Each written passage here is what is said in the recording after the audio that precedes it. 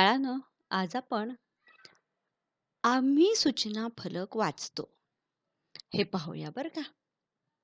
काय करतो आपण? सूचना फलक वाचतो.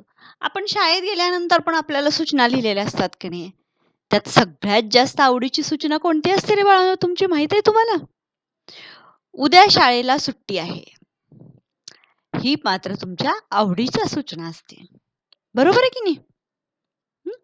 आता काय करू आपण? असेच वेगवेगळ्या प्रकारचे सूचना फलक शाळेमध्ये सुद्धा लावलेले असतात. हं. असं सार्वजनिक ठिकाणी कुठं गेल्यानंतर तेव्हा सुद्धा फलक असतात.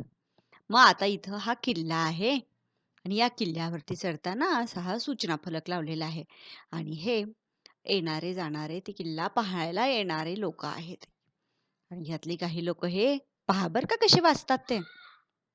बघा सूचना फलकावर काय काय लिहिलेलं आहे. सह्यागिरीच्या शिखरावरती शौर्याच्या ललकारी घुमती. कशावरती? सह्यागिरीच्या शिखरावरती शौर्याच्या ललकारी घुमती. गड सांगती शौर्य कथा इथे टेकून क्षणभर माथा. हे गड काय सांगतायत? शौर्याच्या वीरांच्या कथा सांगत आहेत. इथं क्षणभर म्हणजे थोडा वेळ माथा टेकून पाहिला तर कळले. बघा इथं सूचना फलक काय आहे? गडावर चढताना व उतरताना सावकाश चढा व उतरा. कड्याजवळ उभारलेल्या कठड्यावर चढू नका. हा असा कडा आहे आणि इथं हा कठडा आहे.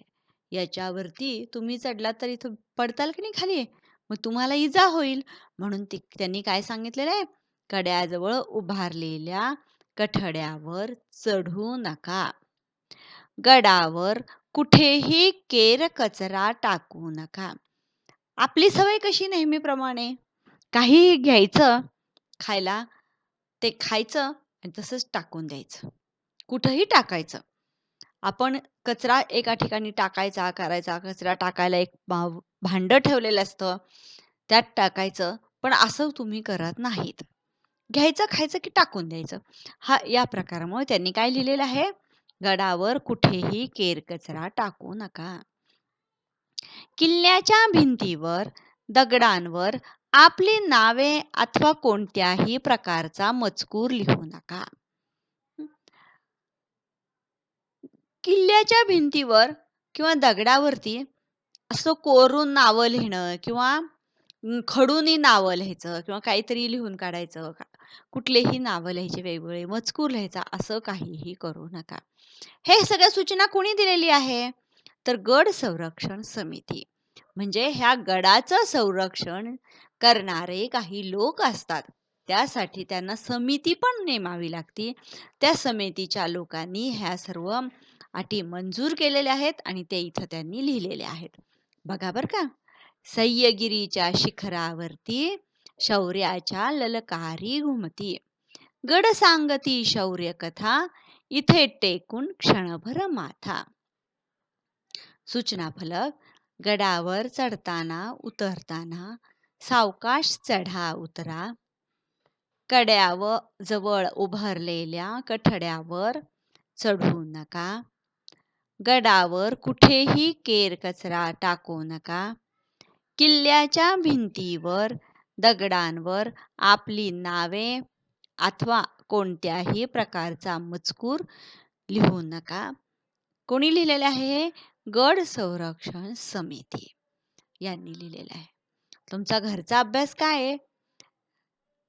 हा जो सूचना फलक आहे ना, हा सूचना फलक तुम्ही लिहायचा आहे आणि आपल्या शाळेमध्ये दुसऱ्या दिवशी सुट्टी आहे किंवा आपल्या शाळेत सांस्कृतिक कार्यक्रम आहे आणि त्या कार्यक्रमासाठी काय सूचना फलक लागेल हा तुम्ही लिहून काढायचा आहे. हे दोन तुमचा घरचा अभ्यास आहे बरं का बाळांनो. आता आपण काय पाहणार आहोत बाळांनो, की कोलाज. सचिन तेंडुलकर माहिती का तुम्हाला कोण आहे ते? सचिन रमेश तेंडुलकर हे मोठे क्रिकेटपटू आहेत. काय आहे याचे कोलाज म्हणजे काय? तर पहा बरं का आपण बघूया.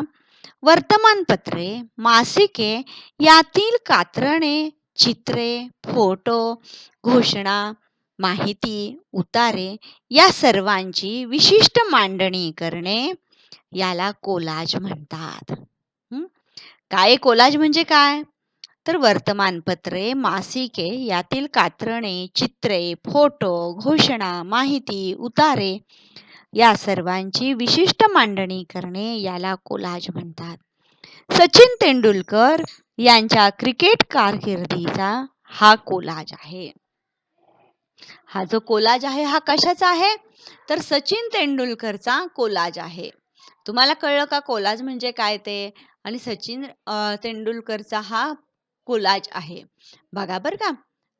सचिन तेंडुलकरचं नाव काय आहे पूर्ण? सचिन रमेश तेंडुलकर. जन्मदिनांक 24 एप्रिल 1973. जन्मदिनांक 24 एप्रिल 1973.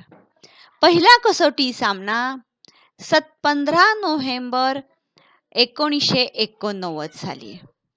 पहिला कसोटी सामना 15 नोव्हेंबर 1989. पहिला एकदिवसीय कसोटी सामना 18 डिसेंबर 1989. बघा बर का.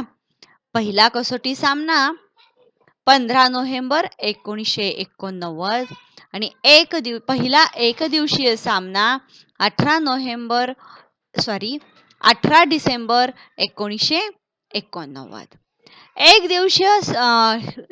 एकदिवसीय शतके 49 केलेली आहेत. शतके म्हणजे काय?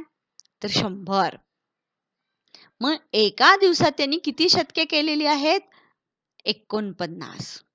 पुन्हा एक दिवसीय सामन्यातील अर्धशतके 96 आहेत. इथं पण कसे एक दिवसीय शतके 49 म्हणजे एक दिवसात 100 शतके म्हणजे 100 म्हणजे एक दिवसाला एक शतक असे त्यांनी किती 49 शतके केलेली आहेत. तसंच सामन्यातील अर्धशतके म्हणजे 50 रन म्हणजेच किती झाले 96 केलेली आहेत त्यांनी. पुन्हा कसोटी शतके 51, कसोटीमधील धावा 15,921 आणि शेवटचा कसोटी सामना 14 नोव्हेंबर 2013 आणि शेवटचा एकदिवसीय सामना 18 मार्च 2012. बघा, कसोटी शतके 51, कसोटीमधील धावा 15,921, एकदिवसीय सामन्यातील धावा 18,426, शेवटचा कसोटी सामना 14 नोव्हेंबर 2013 आणि शेवटचा एकदिवसीय सामना 18 मार्च 2012. आपण इथं थांबूया बाळांनो. आता तुम्हाला घरचा अभ्यास हा पण आहे बरं का. हे पूर्ण ह्या स्लाईडवर जे काही दिसत आहे ना, हे सगळं तुम्ही लिहून काढायचं आणि तुम्हाला काय सांगितलेलं आहे, कशाची सूचना लिहायची आहे. आपल्या शाळेमध्ये सांस्कृतिक कार्यक्रम आहे आणि त्यासाठी आपले शिक्षक काय काय सूचना आपल्याला सांगत आहेत किंवा लिहिलेले आहेत ते तुम्ही लिहायचं आहे. आपण इथे आता थांबूया बरं का.